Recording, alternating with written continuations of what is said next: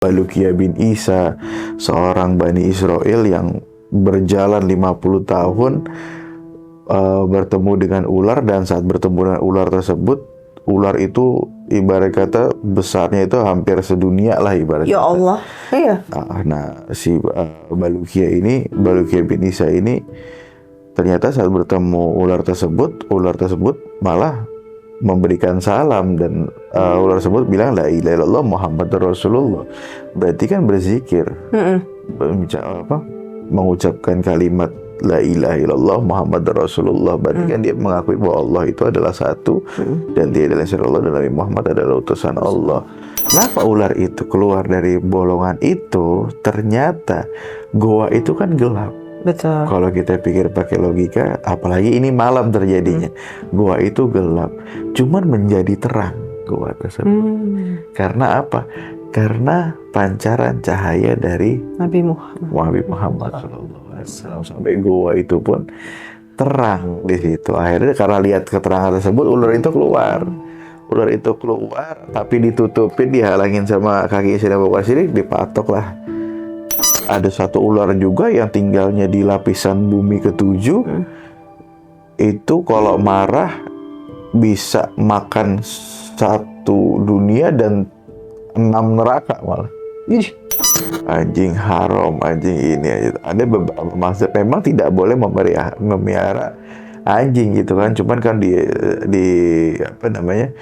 di mazhab-mazhab tertentu itu bahwa diperbolehkan gitu, cuman dengan fungsinya gitu kan. Di di mazhab Maliki kalau nggak salah, makanya di Mekah atau di Mekah terutama di Arab Saudi itu banyak yang melihara anjing.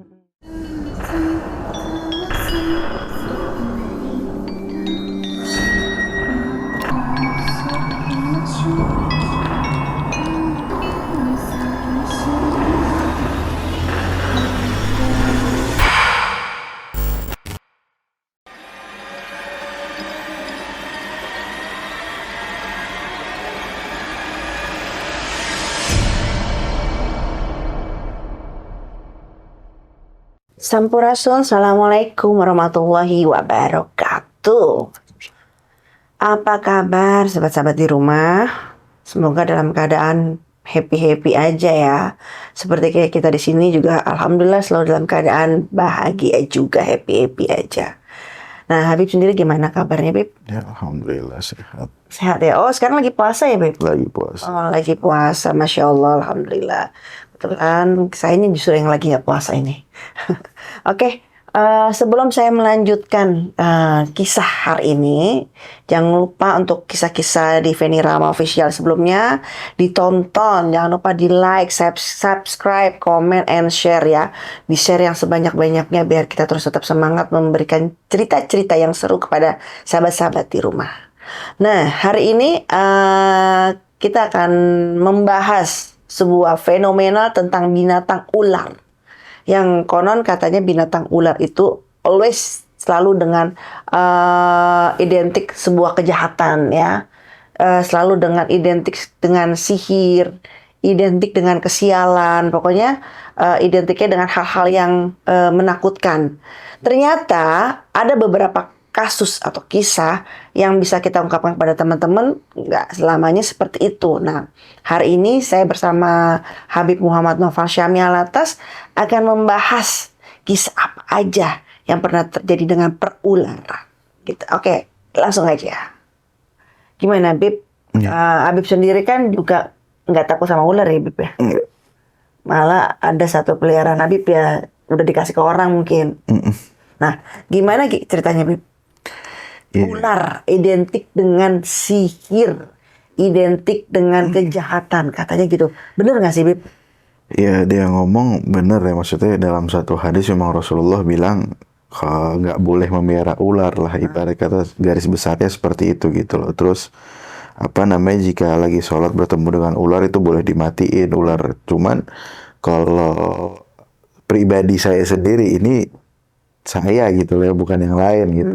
Saya pribadi saya sendiri bahwa ular itu kan juga makhluknya Allah Ta'ala kan seperti itu.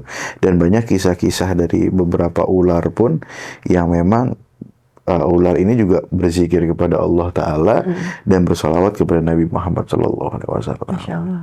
Itu. Oh gitu. Nah, kira kisahnya gimana nih, Bib? Nah, yang pertama kalau saya ambil kisah ya kayak sebelum ke Nabi Muhammad ya, di awal kisah juga kalau yang masyhur kita lihat kisahnya Nabi Musa alaihissalam yang pas itu dihadang dengan tukang sihir yang disuruh sama Fir'aun, dikeluarin ular-ular beracun, tiba-tiba dengan seizin Allah kan tongkatnya Nabi Musa ini saat dilempar berubah jadi ular gitu kan, untuk memakan semua ular-ular tukang sihir tersebut. Berarti kan di sini satu sisi Allah menunjukkan bahwa ular ini pun sosok binatang ular ini pun pernah membantu seorang nabi gitu kan, Nabi Musa alaihissalam itu. Tapi dengan izin Allah akhirnya berubah lagi lah ular tersebut menjadi tongkat gitu. Dan juga banyak kisah, kayak ada kisah si siapa namanya, Balukia bin Isa, seorang Bani Israel yang berjalan 50 tahun bertemu dengan ular, dan saat bertemu dengan ular tersebut, ular itu ibarat kata besarnya itu hampir sedunia lah ibarat Ya kata. Allah. Iya. Nah, si Balukia bin Isa ini ternyata saat bertemu ular tersebut malah memberikan salam, dan ular tersebut bilang la ilaha illallah Muhammadur Rasulullah. Berarti kan berzikir, mengucapkan kalimat la ilaha illallah Muhammadur Rasulullah. Berarti kan dia mengakui bahwa Allah itu adalah satu, dan dia adalah Allah, dan Nabi Muhammad adalah utusan Allah, dan memberikan salam assalamualaikum warahmatullahi wabarakatuh. Berarti kan identik dengan ular tersebut. Dan bahkan dibilang sama ular tersebut saat ditanya sama Balukia bin Isa ini, siapa engkau? Aku adalah penjaga ular seluruh dunia, gitu loh. Kalau misalkan tidak ada aku jaga ular tersebut, usul ular di seluruh dunia ini bakal mematikan seluruh umat manusia di muka bumi, gitu kan.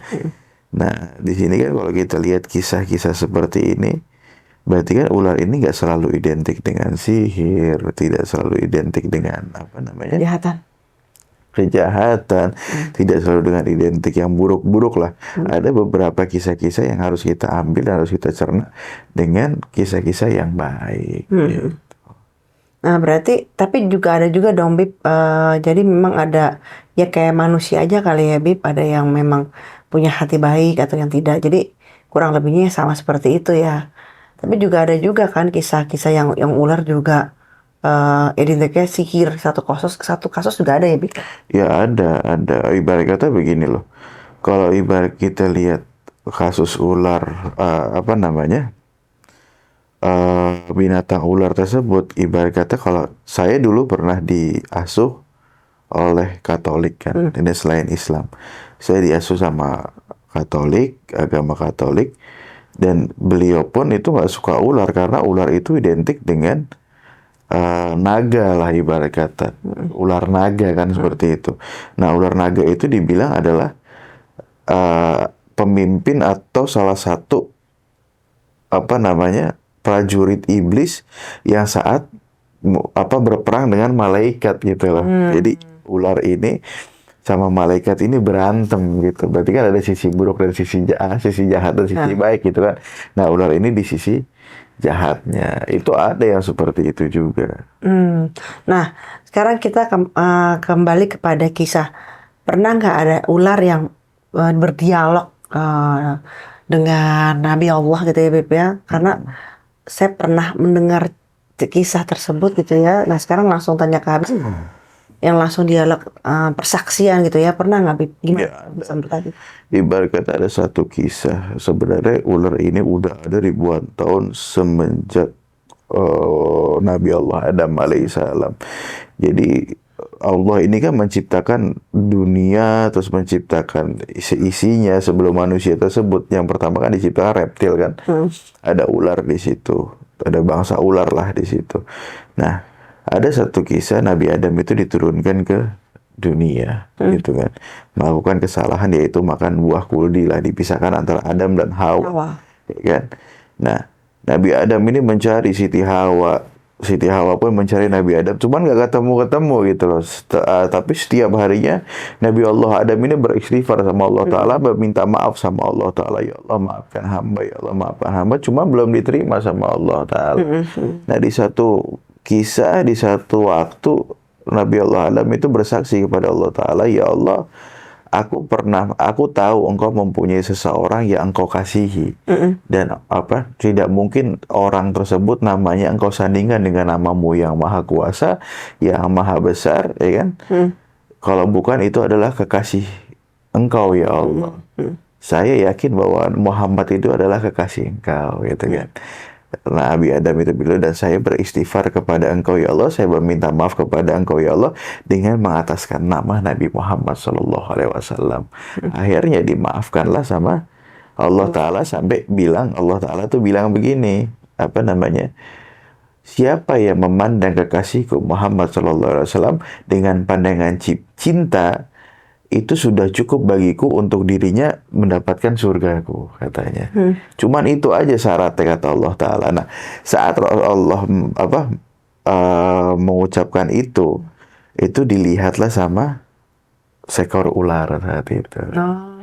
Jadi saat Nabi Adam itu sedang berminta maaf sama Allah dengan mengatasnamakan Nabi Muhammad SAW, ular ini ngelihat, ada satu ular ini melihat proses tersebut gitu loh, sampai mendapatkan bahwa wahyu ya Nabi Allah Jibril alaihissalam itu bilang, siapa yang memandang kekasihku, kata Allah Ta'ala itu Nabi Muhammad SAW, dengan pandangan benar-benar cinta kepadanya, sudah cukup bagiku untuk menjabarkan surga untuknya.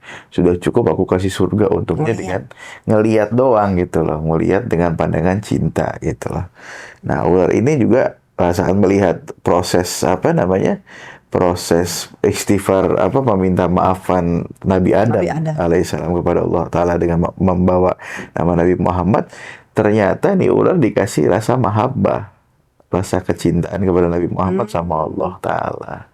Nah, ular ini langsung minta sama Allah Ta'ala, ya Allah, takdirkanlah aku untuk melihat Nabi Muhammad. Masya Allah. Aku bakal tunggu berapa tahun pun untuk melihat Nabi Muhammad SAW. Akhirnya Allah mengizinkan ular ini itu untuk tunggu, itulah. Tunggu aja di Gua Sur, kata Allah Ta'ala. Nanti insya Allah, nanti kekasihku akan ke sana, katanya Allah Ta'ala. Akhirnya ular itu berdiam dirilah di situ di Gua Sur ya. itu, di Gua Sur itu ribuan tahun gitu kan, sampai Nabi Muhammad SAW sama Sayyidina Abu Bakar As-Siddiq sampai ke situ. Nah, itu pun Nabi Muhammad SAW itu pun saat ke Gua Sur itu kan memang lagi dikejar sama kafir Quraisy ya kan, lagi dikejar sama kafir Quraisy. Akhirnya digeruduk rumahnya Nabi Muhammad, ternyata yang menggantikan Nabi Muhammad di situ adalah Sayyidina Ali bin Abi Thalib radhiyallahu taala anhu. Akhirnya Nabi Muhammad lewat pintu belakang sama Sayyidina Abu Bakar As-Siddiq. Pergilah berjalan akhirnya ke Gua Sur, istirahatlah di situ. Nah, di Gua Sur itu istirahat di situ. Nah, Sayyidina Abu Bakar As-Siddiq ini seorang sahabatnya Nabi ini yang cinta sama Nabi, nggak mau Nabi ini kena sama hewan-hewan buas. Akhirnya ditutupin tuh bolongan-bolongan di Gua Sur itu dengan ya bahan-bahannya dia untuk nutupin di situ, itu tanah, terus rerumputan atau ditutupin tuh bolongan-bolongan dari Gua Sur. Nah, di sini juga ada kisah juga di Gua Sur. Bukan kisah ular itu juga, ternyata yang menutupi Gua Sur tersebut adalah salah satunya laba-laba. Makanya nggak boleh untuk mematikan laba-laba.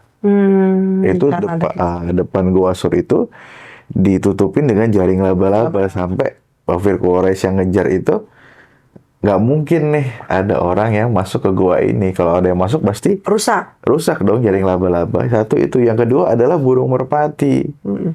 Burung merpati yang bikin sarang di depan goa. Makanya kalau di Arab Saudi, di Madinah terkhususnya, burung merpati nggak boleh dibunuh atau nggak boleh dipiara lah sebenarnya. Dan juga salah satu juga kebiasaan anak Nabi, yaitu Sayyidatuna Fatimah, itu sering ngasih makan burung merpati. Binatang kesukaannya ya. Nah, di situ dua di situ. Tapi ada satu juga hewan yang jelek di situ Mm-mm. adalah cicak Mm-mm. ngasih tahu bahwa Nabi itu ada di dalam, makanya cek cek cek cek cek itu ngasih tahu Nabi. Makanya biasanya kalau orang-orang kebanyakan ngebunuh cicak tuh setiap malam Jumat gitu. Karena ada kisahnya juga Ada ya. kisahnya juga seperti itu. Nah, saat ditutup semua, Nabi Muhammad SAW beristirahat sama Sayyidina Abu Bakar Siddiq. Nah, saat Sayyidina Abu Bakar Siddiq itu ngejaga, Nabi Muhammad istirahat tidur Tidur tuh di di pangkuannya nggak pangkuan Sayyidina Abu Bakar Siddiq.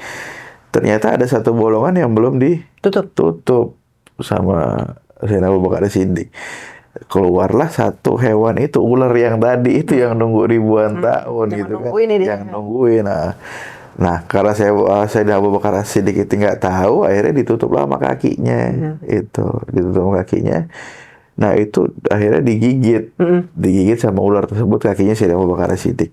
Nah, kenapa ular itu keluar dari bolongan itu? Ternyata goa itu kan gelap. Betul. Kalau kita pikir pakai logika, apalagi ini malam terjadinya, goa itu gelap, cuman menjadi terang goa tersebut. Karena apa? Karena pancaran cahaya dari Nabi Muhammad. Nabi Muhammad SAW. Sampai goa itu pun terang di situ. Akhirnya karena lihat keterangan tersebut, ular itu keluar. Ular itu keluar, tapi ditutupin, dihalangin sama kaki Sayyidina Abu Bakar Siddiq, dipatok lah kakinya Sayyidina Abu Bakar Siddiq. Dipatok, akhirnya racun itu mulai menjalar ke tubuhnya Sayyidina Abu Bakar Siddiq, sampai peluhnya itu, keringetnya itu Jatuh. netes, sama air mata itu netes ke pipinya Nabi, sampai Nabi pun terbangun. Akhirnya ditanya sama Nabi Muhammad, apakah engkau ini menyesal atau menderita ikut aku gitu loh dalam perjalanan hidupmu seperti ini, kata Sayyidina Abu Bakar Siddiq. Aku tidak menyesal ya, tidak menyesal ya Rasulullah, cuman memang ada kakiku digigit lah ibaratnya Nahan sama. sakit ini ya. Nahan sakit dari gigitan ular tersebut. Akhirnya Rasulullah lihat ular tersebut. Nah, Rasulullah bilang sama ular tersebut, aku haramkan engkau menggigit, memakan dari kulitnya Sayyidina Abu Bakar Siddiq, badannya atau apapun itu untuk dimakan atau disakiti sama ular tersebut. Akhirnya ular itu bisa berbicara kepada Nabi Muhammad SAW. Nah, salah satu karomahnya Nabi Muhammad juga bisa berbicara dengan ular gitu. Jadi bukan Nabi Sulaiman aja yang bisa baca sama hewan gitu lah. Nabi Muhammad juga bisa gitu. Nah, ada perbincangan di situ. Ditanya, kenapa engkau menggigit sahabatku, kata Nabi Muhammad. Ya Rasulullah alaihissalam, ya Habibullah sallallahu alaihi wasallam. Bagaimana aku tidak menggigit kakinya sahabatmu, sedangkan aku ini sudah ribuan tahun, bahkan puluhan ribu tahun menunggu engkau di Gua Sur karena seizin Allah Ta'ala.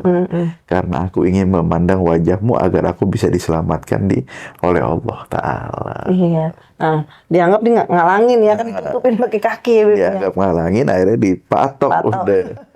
Nah, akhirnya Rasulullah pun bilang di situ, yang pandanglah aku sepuasmu, kata Rasulullah SAW, dengan pandangan cintamu yang insya Allah engkau selamat dengan pandangan tersebut gitu.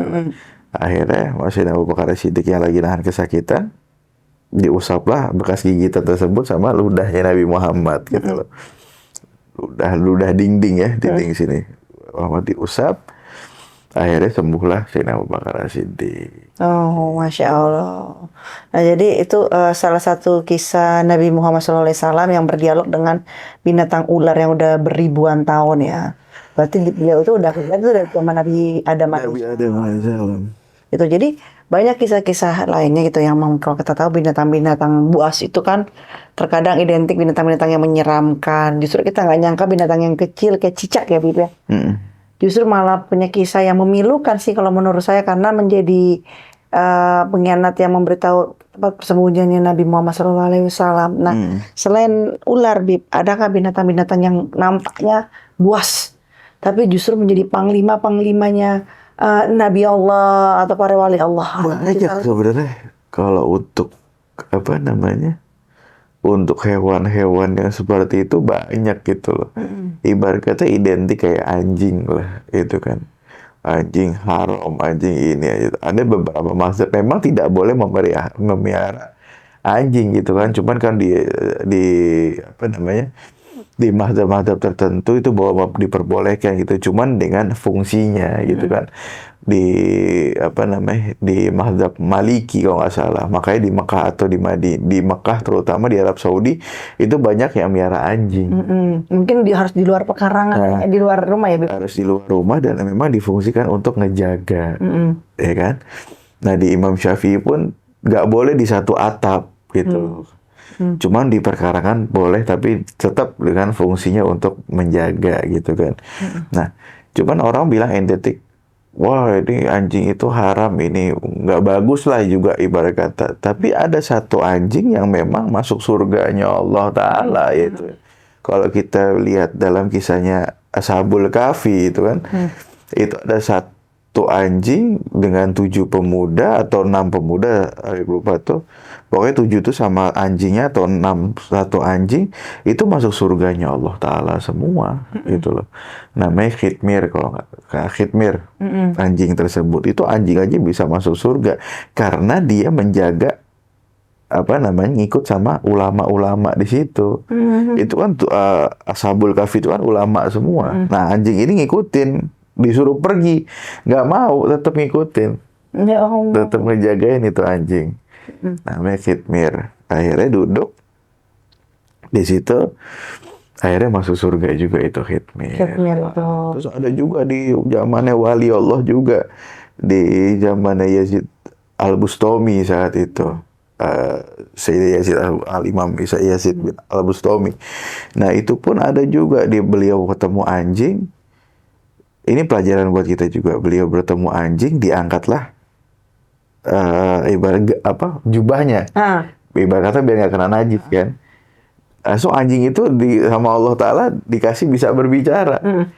Ditanya sama, jika engkau itu mengangkat jubahmu najis karena aku, karena takut dengan Allah Ta'ala, engkau adalah manusia yang beruntung. Cuman kalau engkau mengangkat jubahmu karena engkau membedakan kasta aku dengan engkau adalah makhluk yang paling bodoh. Oh. Bayangin. Berarti ini kan ada satu hewan-hewan yang dibilang anggap tabu lah, ibarat kata anjing lah ini. Cuma ada kisah-kisah beliau yang apa namanya, yang dekat sama ulama, yang jaga sama ulama, dan itu banyak banget, nggak cuma ular doang, terus anjing, ada juga singa. Panglima itu ya. Ada singa juga. Di kisah Nabi Daniel alaihissalam itu kan singanya jadi panglimanya beliau. Gimana tuh kisahnya, Bim? Nah, Nabi Daniel ini kan salah satu nabi di Bani Israel yang ditangkap sama salah satu umatnya atau kafir di situ, dijebloskan pertama di apa namanya, penjara.